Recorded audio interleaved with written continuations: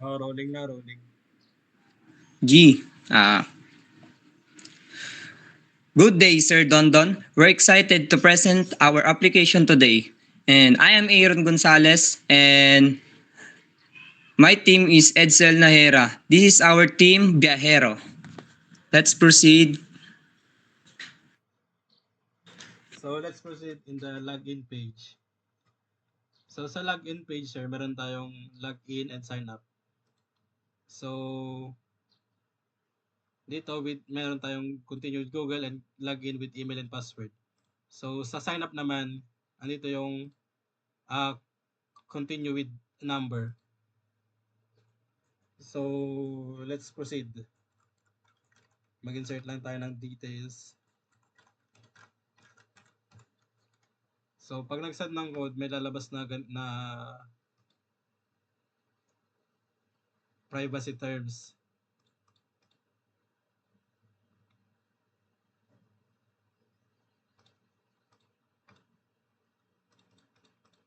Wait lang, sir. Dami. So, yan, sir. Tapos may magsasend po ng code. So,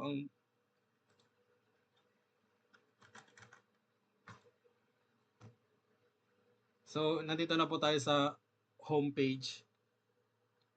Sa homepage po, meron po tayong bottom navigation, home, activity, messages. Sa messages, nandito po yung notification tsaka chats. And sa account. So, sa account, sir, nandito po yung pwede mong ma-edit yung profile mo. Yan. Tapos sa continue with Google. Tapos sa payment method, sir, meron tayong GCash tsaka sa card. Sa card, sir, pwede ka mag-add ng card mo dito. Yan. Sa emergency contacts, pwede kang mag-add ng contact person.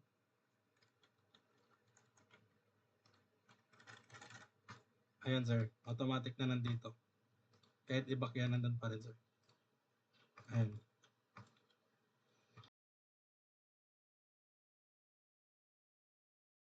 So, nandito na po tayo sa pinaka main feature ng application ito, which is yung booking. So, pag pinindot po natin itong MC Taxi, which is motorcycle taxi, ayan, makikita po natin na pwede po natin i-back. Makikita po natin na may maps dito na nakalagay, which is pwede natin makita kung saan tayo. Ayan.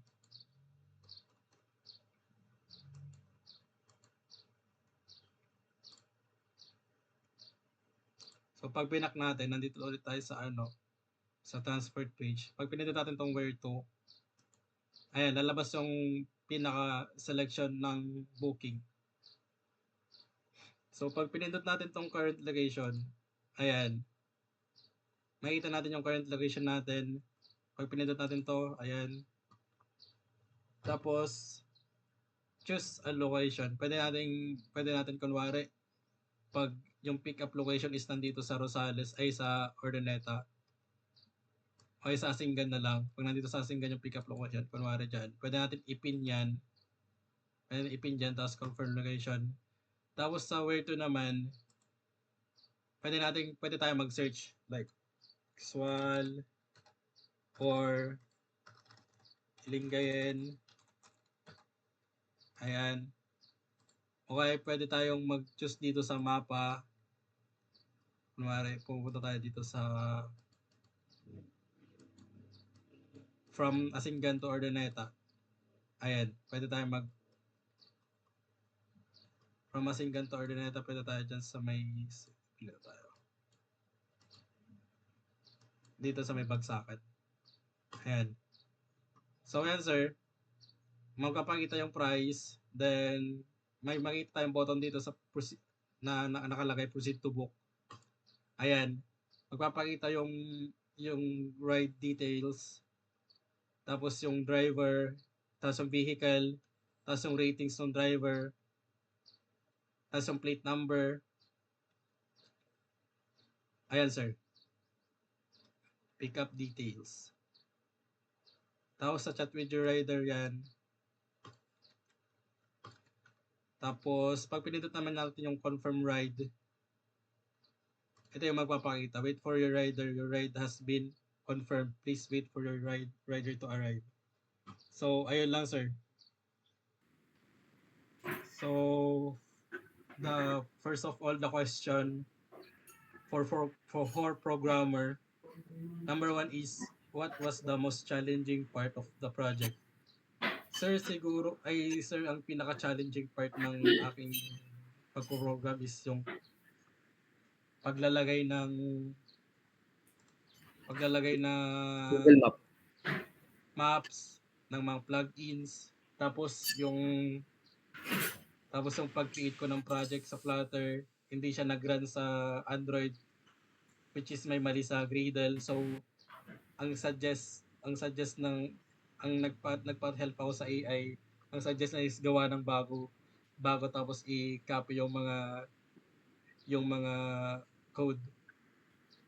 Kaso ang nangyari sir, nag-announce kayo ng deadline, so hindi ko na siya kinapi. Dito na lang kami nag-rely.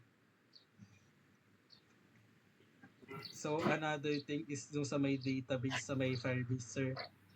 Siguro kaya hindi ko siya na-execute ng maayos kasi first time ko nga sa ganong scenario, sa ganon na. Pero nag-guess ko naman kung paano nagpa-process yung Firebase, yung Firestore, sasabi nila. Ayun sir. Number 2 is, can you briefly discuss Android development and your experience with it? Nung una, sobrang kinabahan kasi hindi alam wala akong knowledge about app development. Though, may naging subject naman na nag-create ng application nung una. Kaso ito sobrang lawak. Like, may booking, ganun. Tapos, mag-include ng plugins. Like, maps, ganun. Ayun, sir. Medyo na-overwhelmed lang kaya siguro siguro ganun ang nangyari. Pero for me sir, okay naman siya. May natutunan naman ako. Okay naman yung flow nung pag-program. Yun lang may nagka-problema nga, ganun. Hindi rin naman maiwasan. So, okay naman sir, good naman. Nakagain ng knowledge. For documenter, number 1, what makes you app unique compared to the similar applications? None, sir. Because the app unique compared to other similar application, still booking, rider application. Yeah. Next, for designer, does your app's design meet user needs? If yes, please explain how it addresses those needs.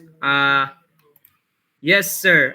Yes, because it's like a simple design, then easy to use to all users. And yun lamang po.